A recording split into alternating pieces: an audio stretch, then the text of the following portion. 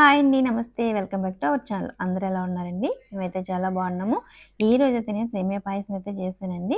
ఇలా కానీ మీరు సేమియా పాయసం చేశారంటే మనకు చల్లారిన తర్వాత కూడా పూర్తిగా మనకి పలచగానే ఉంటది. గట్టి పడకుండా ఉంటది. ఇంకా ముందుగా అయితే నేను గిన్నె తీసుకొని వాటర్ అయితే వేయాలండి. డైరెక్ట్ అయితే పాలు వేయకూడదు కదా! ఇంక వాటర్ వేసిన తర్వాత ఒక లీటర్ పాలైతే నేను తీసుకున్నాను.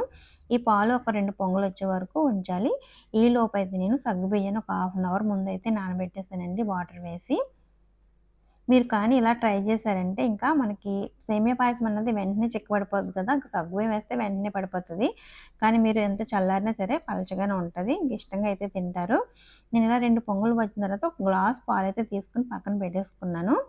ఇలా పక్కన పెట్టుకున్న తర్వాత మిగిలిన ఆ పాలలో అయితే నేను సగ్గుబియ్యం నానబెట్టుకున్నాను కదండీ! ఒక హాఫ్ అన్ అవర్ ముందు. ఈ సగ్గుబియ్యాన్ని అయితే వేసేసాను. ఇప్పుడు ఈ పాలలో ఈ సగ్గుబియ్యం అయితే ఉడకాలి. నాకు స్టార్టింగ్‌లో ఎప్పుడు పాయసం చేసినండి వెంటనే గట్టిగా అయిపోయేది. ఇంక నేనైతే ఇలా ట్రై చేస్తాను ఇప్పుడైతే. ఇంక అంతా చల్లారిపోయినా మనం ఈవినింగ్ తిన్నా సరే పలచగా ఉంటది. ఇంక ఒక గిన్నె తీసుకున్న తర్వాత కొద్దిగా నెయ్యి వేసి ముందుగా జీడిపప్పునైతే వేయించుకున్నాను. ఇవి కొంచెం కలర్ మారుతుంది అనుకున్నప్పటికీ ఇప్పుడు కిస్మిస్ అయితే వేయాలి. కిస్మిస్ కూడా కొంచెం పొంగునట్టు అవుతది కదండీ! మనకి ఉబ్బుతది కదా!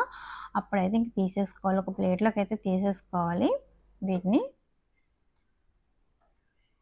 ఇలా తీసుకున్న తర్వాత మిగతా ఉంది కదండీ! ఆ నేతిలోని ఇప్పుడైతే మనం సేమియాలైతే వేయించుకోవాలి. కొంచెం కలర్ మారే వరకు నెమ్మదిగా లో ఫ్లేమ్‌లో అయితే వేయించుకోవాలి.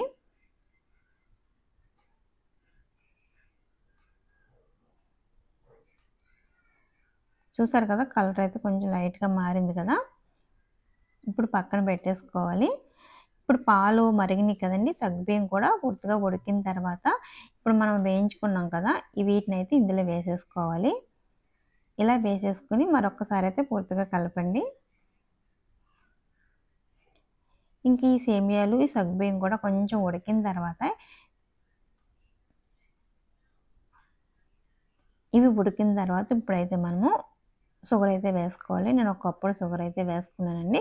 మీరు స్వీట్‌ని తినే బట్టి మీరు చూసుకొని వేసుకోవచ్చు. ఇంకా షుగర్ కూడా వేసిన తర్వాత మరొకసారి కలుపుకోవాలి. ఇంకా మీరు పూర్తిగా ఉడికిన తర్వాతే షుగర్ అయితే వేయాలండి.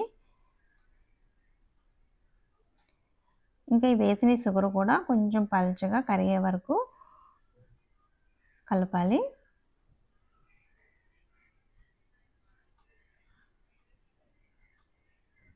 ఇలాగ ఒక 1 మినిట్ షుగర్ వేసిన తర్వాత ఉంచిన తర్వాత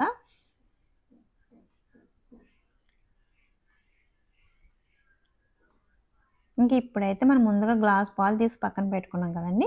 ఆ పాలనైతే ఇప్పుడు వేయాలి. లాస్ట్‌లో అయితే వేసుకోవాలి ఇలాగా. ఎప్పుడైనా సరే అండి డైరెక్ట్ మన పాలని ఒకేసారి పెట్టేసామంటే ఇంకా సేమియా అనేది చిక్కగా అయిపోతది. లాస్ట్‌లో మనం ఇలాగైతే వేసుకోవాలి. వేసుకొని ఒక 1 మినిట్ ఉంచిన తర్వాత ఇప్పుడు మనం ముందుగా వేయించుకున్నాం కదా! జీడిపప్పు, కిస్మిస్ వీటినైతే వేసేయాలి. ఇంకా మనం ఇలా చేసుకున్న తర్వాత ఫ్రిడ్జ్‌లో పెట్టుకున్నా సరే అండి మనకి గట్టిగా అన్నది అవ్వదు. ఇంకా ఎప్పుడు తిన్నా సాయంత్రం తిన్నా సరే మనకి ఇదే పలచగా ఉంటది.